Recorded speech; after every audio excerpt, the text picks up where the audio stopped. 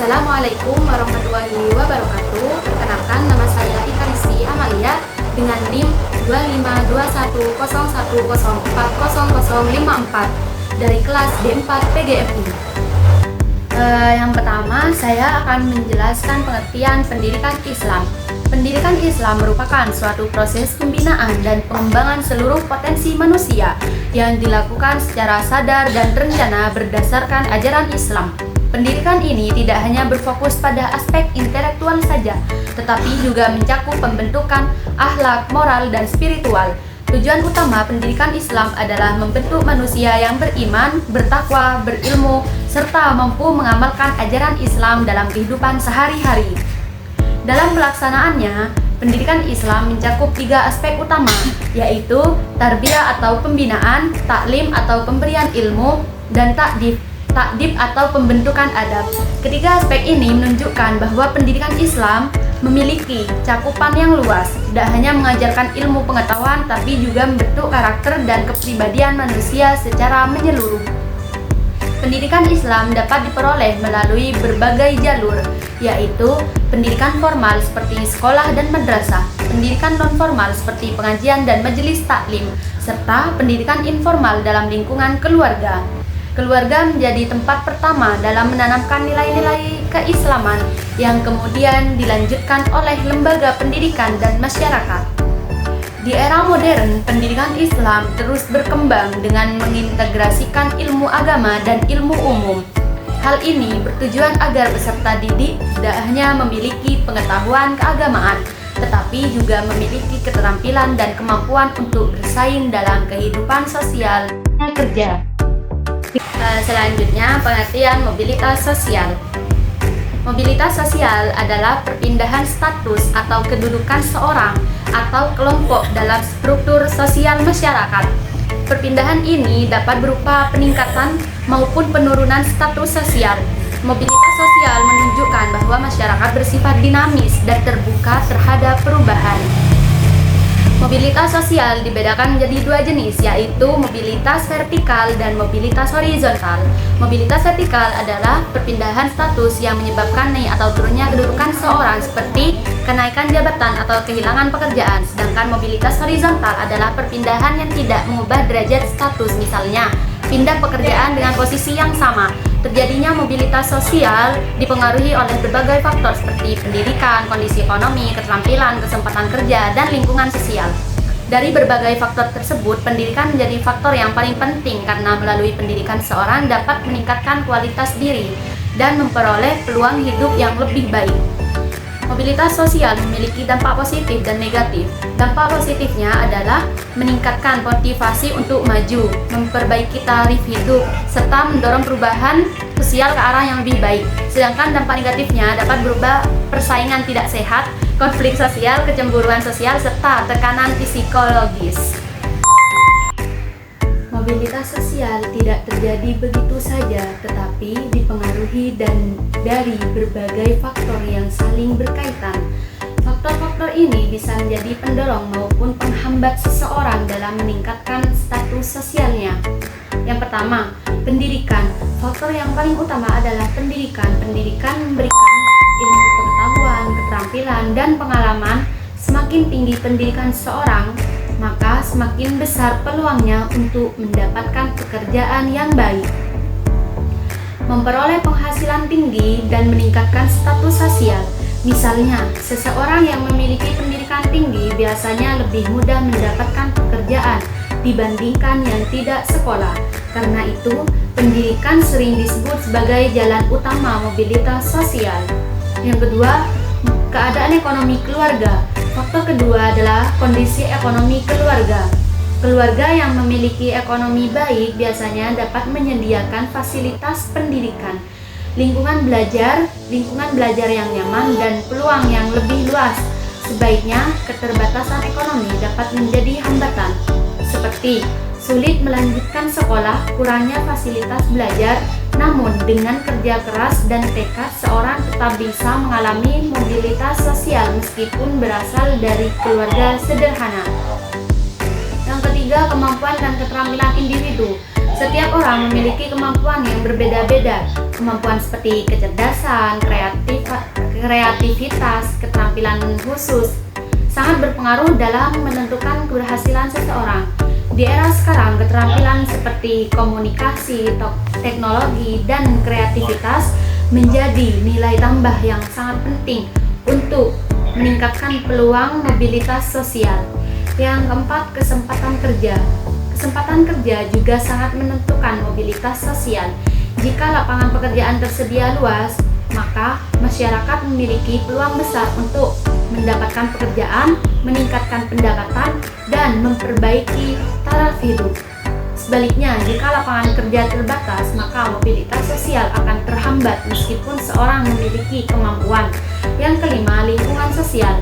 Lingkungan sangat mempengaruhi perkembangan seorang. Lingkungan yang sangat positif seperti keluarga yang mendukung pendidikan, masyarakat yang menghargai prestasi akan mendorong seseorang untuk maju.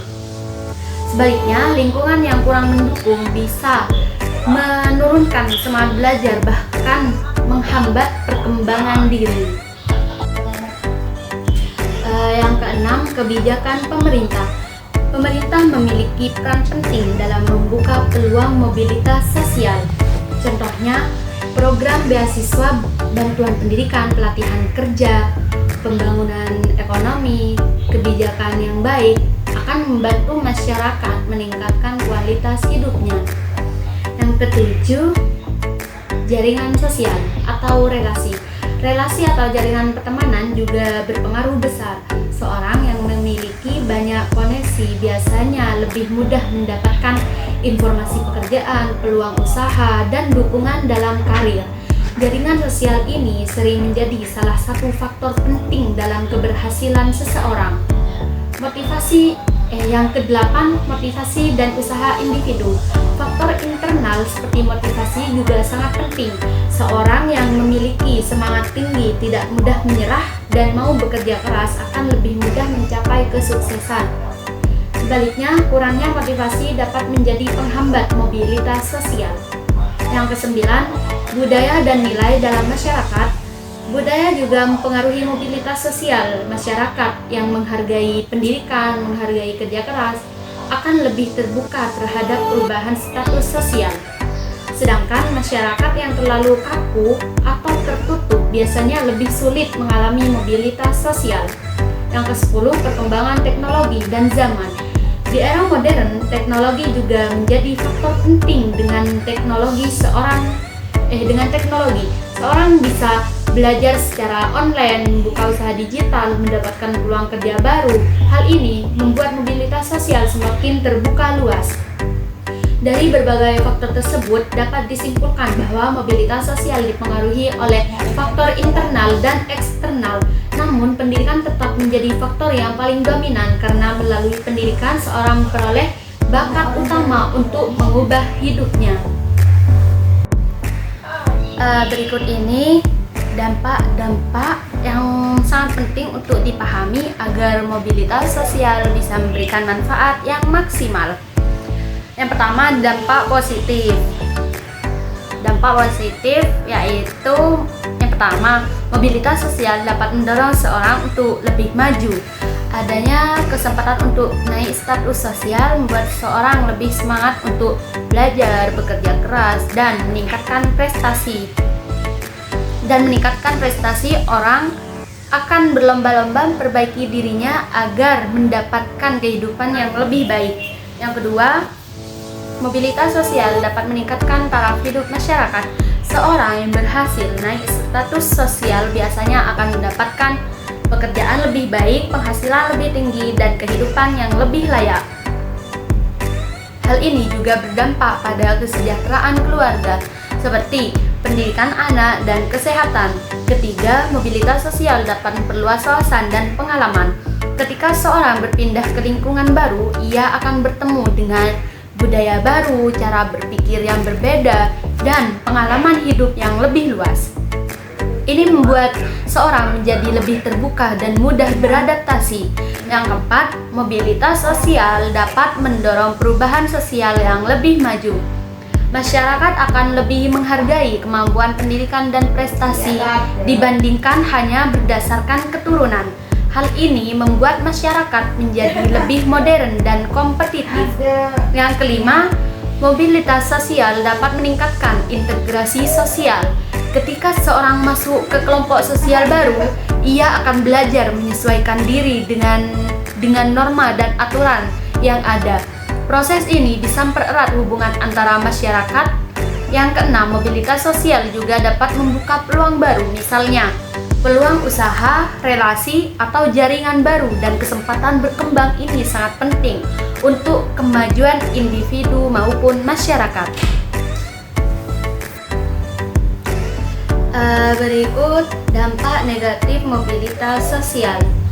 Selain membawa manfaat, mobilitas sosial juga memiliki dampak negatif. Yang pertama, dapat menimbulkan persaingan yang tidak sehat. Keinginan untuk naik status sosial kadang membuat seseorang melakukan cara yang tidak jujur seperti kecurangan, menjatuhkan orang lain, bahkan korupsi. Yang kedua, mobilitas sosial dapat menyebabkan konflik sosial. Perbedaan kepentingan antara kelompok lama dan kelompok baru bisa menimbulkan pertentangan dalam masyarakat. Yang ketiga, munculnya kecemburuan sosial. Ketika seorang naik status sosial dengan cepat, orang lain bisa merasa iri atau tidak senang. Jika tidak dikontrol, hal ini bisa merusak hubungan sosial. Yang keempat, mobilitas sosial dapat menimbulkan tekanan psikologis. Orang yang naik status sosial harus menyesuaikan diri dengan lingkungan baru, tanggung jawab yang lebih besar. Sedangkan orang yang turun status sosial bisa mengalami rasa minder, stres, bahkan kehilangan kepercayaan diri. Yang kelima, mobilitas sosial dapat menyebabkan disorganisasi sosial. Ini terjadi ketika norma lama mulai berubah sementara norma baru belum terbentuk dengan jelas. Akibatnya, masyarakat bisa mengalami kebingungan dalam menentukan aturan dan nilai. Yang keenam, mobilitas sosial juga bisa menyebabkan kesenjangan sosial semakin terlihat. Perbedaan antara yang berhasil dan yang tertinggal bisa semakin jelas sehingga menimbulkan jarak sosial dalam masyarakat. Berikut peran pendidikan Islam dalam mobilitas sosial. Yang pertama, meningkatkan kualitas sumber daya manusia. Peran pertama pendidikan Islam adalah meningkatkan kualitas sumber daya manusia. Dengan pendidikan, seorang akan memiliki ilmu pengetahuan, keterampilan, dan kemampuan berpikir. Hal ini membuat individu lebih siap menghadapi dunia kerja dan kehidupan sosial. Semakin tinggi kualitas seorang, maka semakin besar peluangnya untuk meningkatkan status sosialnya. Yang kedua, membuka peluang ekonomi. Pendidikan Islam juga berperan dalam membuka peluang ekonomi. Seorang akan memiliki pendidikan yang baik, akan lebih mudah mendapatkan pekerjaan, buka usaha, dan meningkatkan pendapatan. Dengan meningkatnya ekonomi, otomatis status sosial seorang juga ikut meningkat. Yang ketiga, meningkatkan penghargaan sosial. Selain ekonomi, pendidikan Islam juga meningkatkan penghargaan sosial. Dalam masyarakat, orang yang berilmu, berakhlak baik, dan bermanfaat akan lebih dihormati dan dipercaya. Artinya, pendidikan Islam tidak hanya menaikkan status secara materi, tetapi juga secara sosial. Yang keempat, membentuk karakter dan akhlak. Salah satu keunggulan pendidikan Islam adalah pembentukan karakter. Nilai-nilai seperti kejujuran, disiplin, tanggung jawab, kerja keras ditanamkan dalam proses pendidikan. Karakter yang baik ini sangat penting karena dalam kehidupan nyata, orang yang memiliki akhlak baik lebih mudah dipercaya dan diberi kesempatan.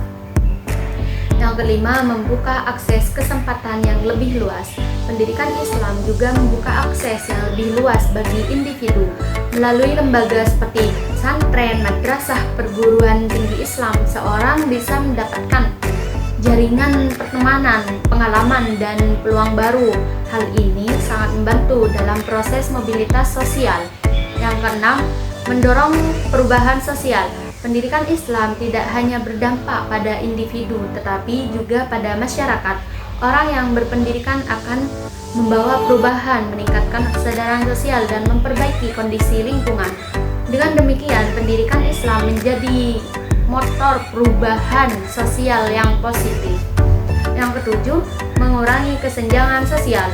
Pendidikan Islam juga berperan dalam mengurangi kesenjangan sosial, karena pendidikan memberikan kesempatan bagi semua orang untuk berkembang tanpa memandang latar belakang.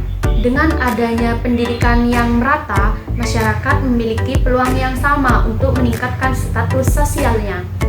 Yang kedelapan, menyesuaikan dengan perkembangan zaman. Di era modern, pendidikan Islam juga harus mampu mengikuti perkembangan zaman dengan menggabungkan ilmu agama dan ilmu umum. Pendidikan Islam dapat menghasilkan lulusan yang beriman, berilmu, dan kompetitif. Itu penting agar mereka mampu bersaing di dunia modern.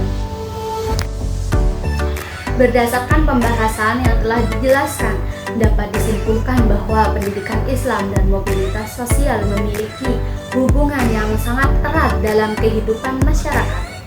Pendidikan Islam bukan hanya sekedar proses transfer ilmu, tetapi juga merupakan proses pembentukan kepribadian manusia secara menyeluruh.